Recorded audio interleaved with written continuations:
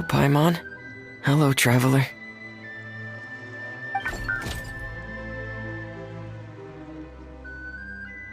Is the crown ready? Yes, we're just waiting for Zuria now. She hasn't arrived yet. Then let's wait for her a little while. Or actually, maybe we can go find her. It's not too far from here anyway. Didn't she say she just lives on the hill over there? Hey, traveler, Paimon. Oh, and speaking of...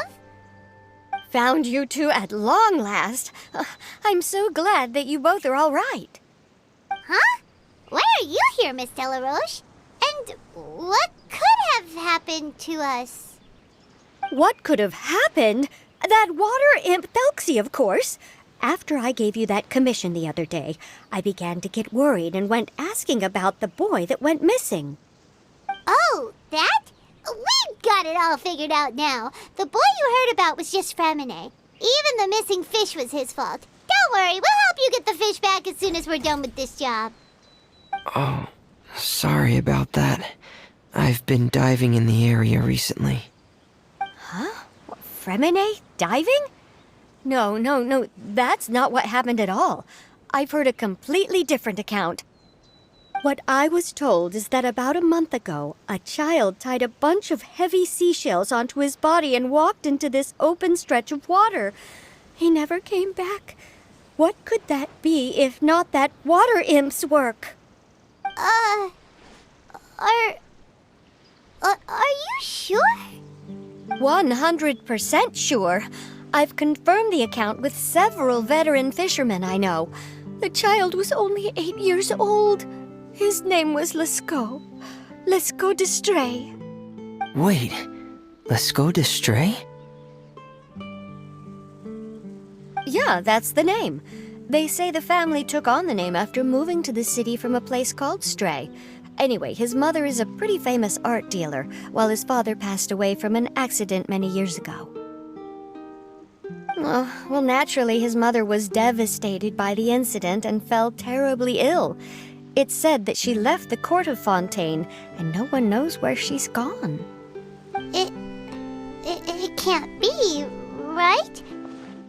Lescaut d'Estray? Zuria d'Estray? It must be some sort of a coincidence? I'm sorry, miss. We've got to go check on something right now. Oh, I see. Well, you go on ahead. I just came to make sure that you're both all right. I'll head back then. Please remember to take care.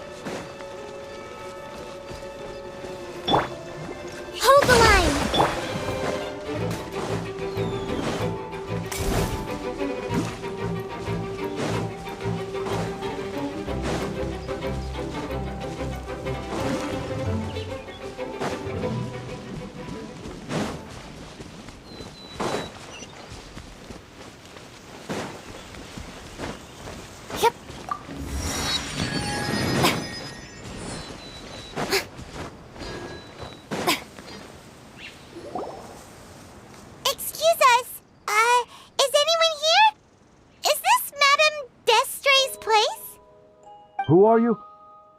I have a patient here who needs quiet bed rest. Please leave us be unless you have anything urgent to report.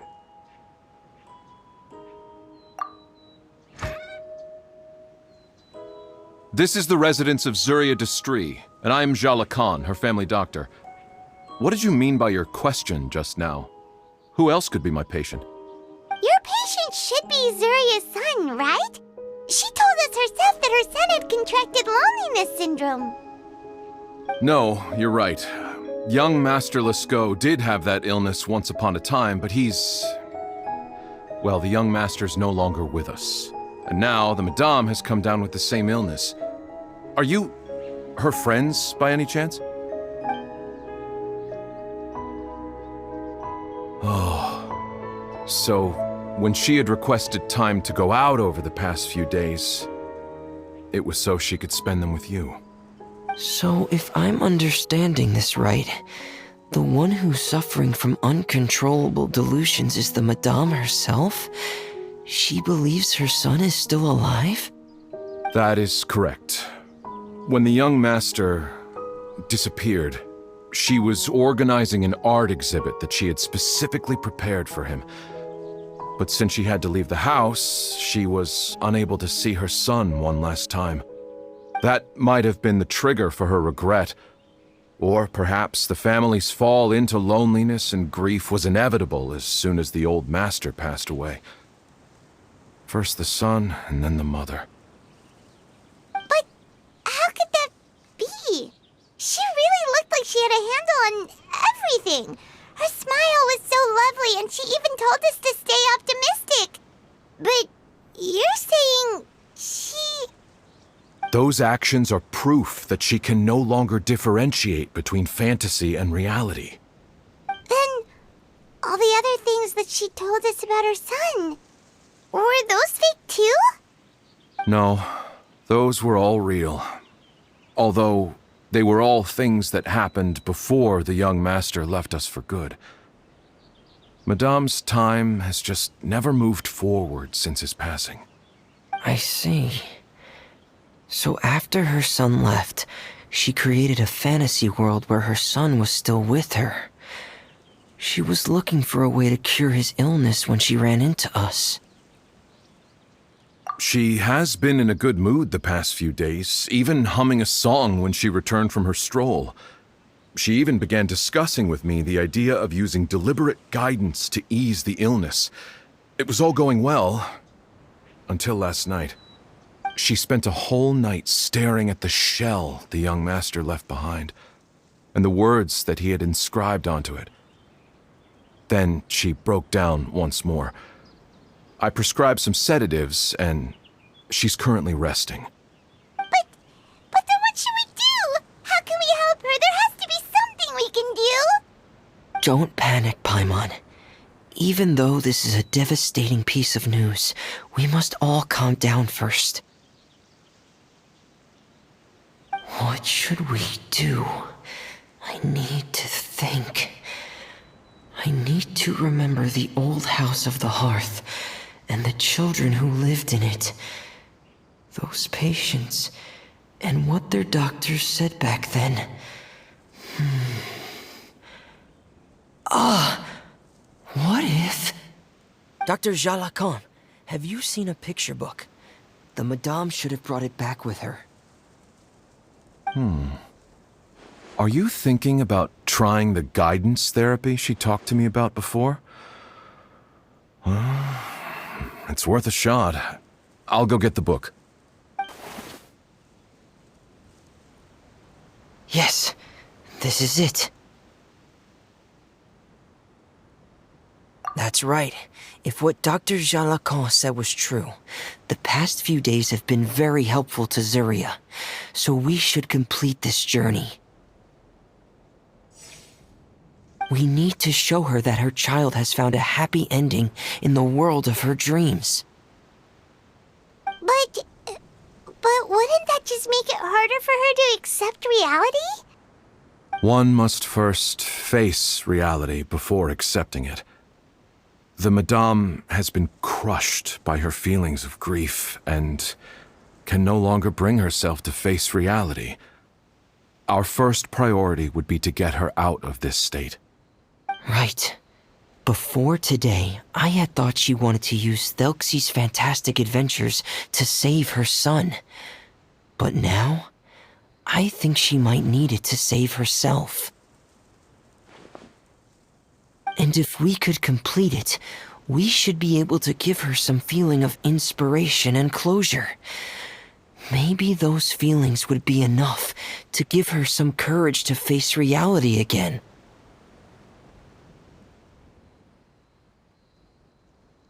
There's no time to waste. Let's set off right away.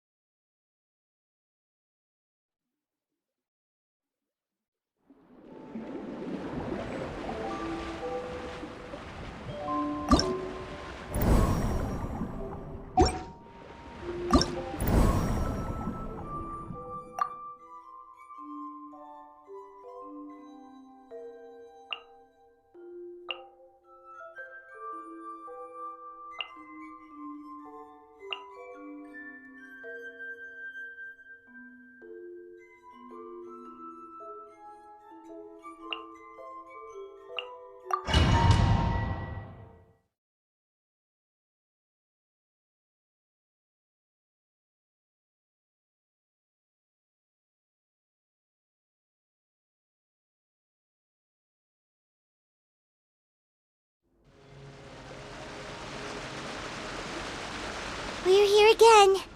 This is the final part of Thelxie's journey, but the most important person is missing.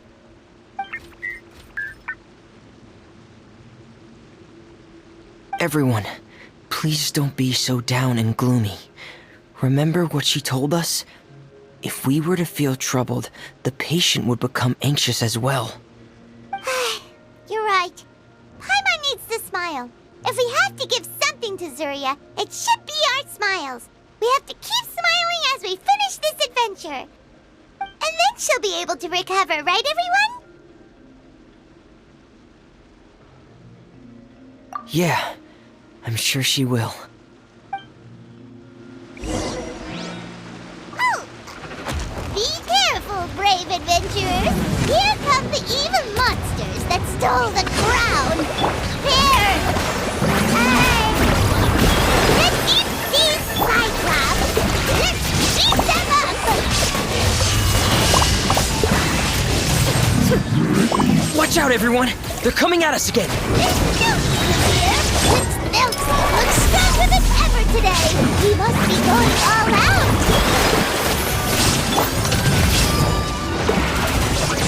Let's change tactics. Make yourselves at home. Torn to oblivion!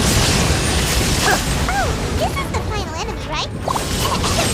Lord, lay the ground for you now, your highness! Allow me... a minute. Let the world come alive! Getting here! Now you shall perish!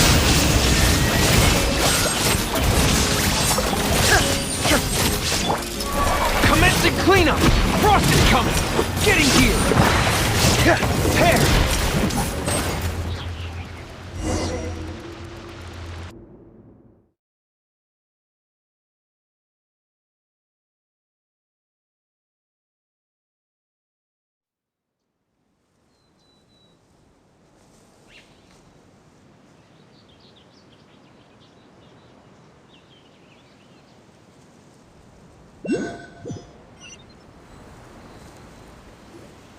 I'm sorry.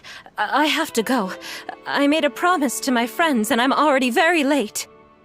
But, Madame, you're still... Don't try to stop me. Today's the most important day for treating Thelxie. We'll use the guidance method. Didn't you also say that you think it'd work? I'm not trying to stop you, Madame. It's just... Could you tell me the name of your child? Dr. Jalacan, how can you forget the name of your own patient? His name is Thelxie. He's the prince of the kingdom of water imps. We will go today to reclaim his crown and attend his coronation ceremony. I see. Madame, please rest assured, everything is still on schedule. Your friends have already departed to find... Wait, look. They've already returned. Zuria! Zuria! We've retrieved the crown! Paimon, everyone, have you really? Yes, but the coronation ceremony still hasn't taken place, because we felt like you should be the one to preside over it. Wonderful! How wonderful! Thelxie, my child, are you hearing this? Everything you lost will now come back to you, and soon, very soon, you will never be lonely again.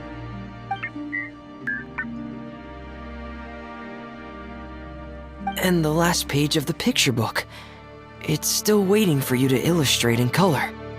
Right, the picture book. But I don't know what I should put on the last page. Don't worry, Thelxie and his friends all know what should go on it. Get ready, Zuria. We'll describe everything for you. Okay.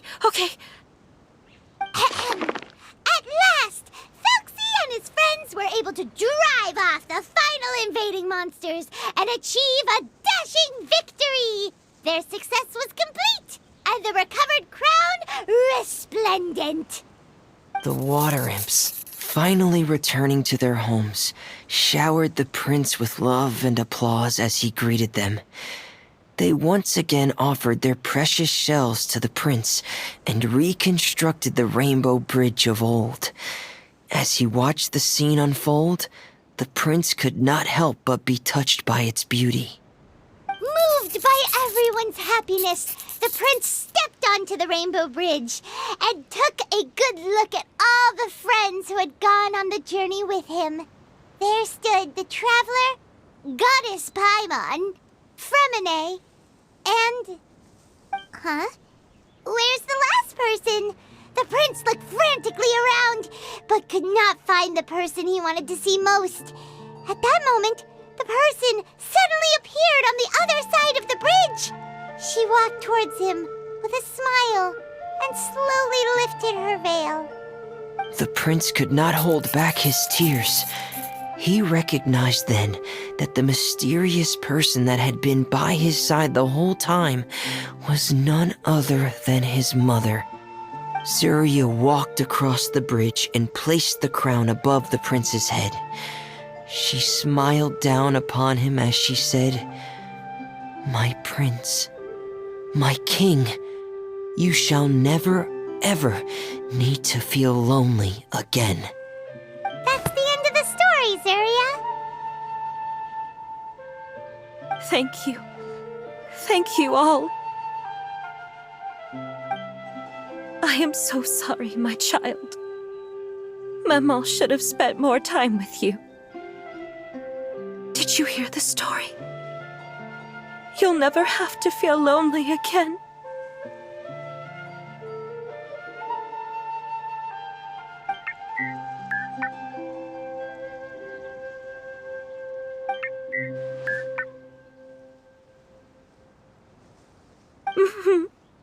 Mama loves you too. What's happening? Is Zuria talking to Thelxie? Quick, put on my diving helmet.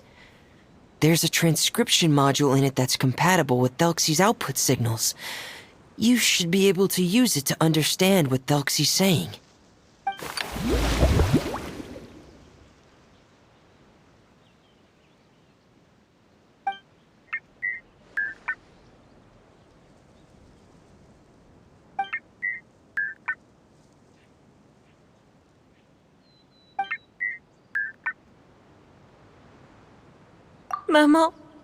Mama loves you too. But I love you more, Maman. What? Did you see something? Maman, I'm getting a little sleepy. If it's time for bed, can you hum a lullaby to me again? Of course, my dearest child. as long as you want to hear it. Mama will always hum for you.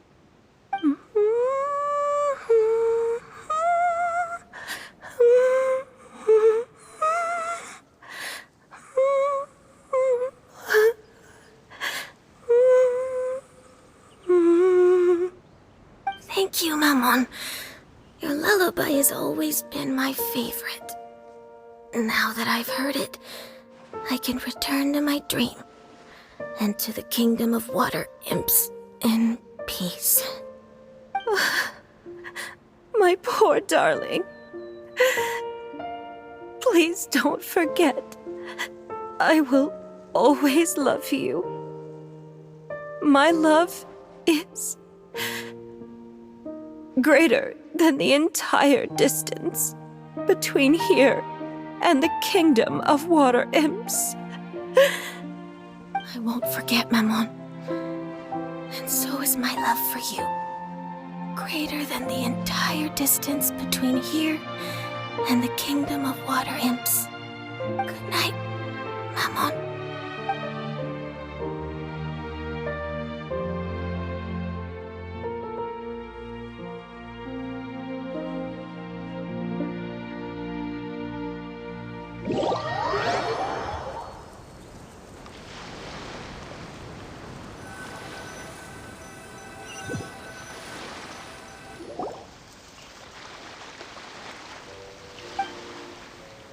Traveler, Paimon, you're here. Fremine! Why did you call us in such a hurry? Did you hear something from Zuria? Oh, if it's not good news, Paimon doesn't want to hear it! Don't worry, it's definitely great news. The Madame came here for a visit just now with her doctor. Color has returned to her cheeks, and she sounded full of energy as well. She said she'd like to return to the court to continue hosting the art exhibit. But this time, she'll work with her doctor to exhibit some picture books related to the illness. Of course, Thelxie's fantastic adventures and the guidance therapy will be included in the exhibit as well. She'd like to use her experience to help others. That's wonderful! So it wasn't bad news after all. Mm-hmm. Here, please take this picture book with you. The Madame wanted you to have it. If at some point in the future you were to run into someone with similar troubles, she hopes the book would be of use to you. But this is her son's story, right? Is it really okay to give the book to us? Don't worry, it's just a copy. She still has the original. It's extremely important to her. Then there's no problem. It feels good knowing we've contributed to something important. Paimon definitely didn't expect the fantasy adventure to be so useful. Paimon was a little worried about how everything would turn out. After all, fantasy is just fantasy. Paimon, do you know what the Madame said? She said that at the moment when she placed the crown on Thelxie's head, she felt like she really saw something beautiful. Her child had returned, and he told her that he loved her. She also said that was when she was finally able to bid farewell to her son. She felt like at that moment, she was healed by some mystical power, and she was filled with courage from head to toe. Oh, really? But could that just be another part of her fantasy? Perhaps. But if fantasy is just fantasy, and the fantasy world is not real, then how could it still grant us these powers that we can continue to use in the real world? But what else can it be? A descent of the fairy tale world into the real world. At that time, the wondrous fairy tale temporarily became reality and influenced real things in our world. That has to be what happened. You saw it too, didn't you? But that can't be what happened, right? There's just no way. Wouldn't it be like a miracle if that really happened? Yes, I suppose that would be a miracle. I hope that everyone who's found themselves in a dark place would be able to see something beautiful and experience a miracle for themselves.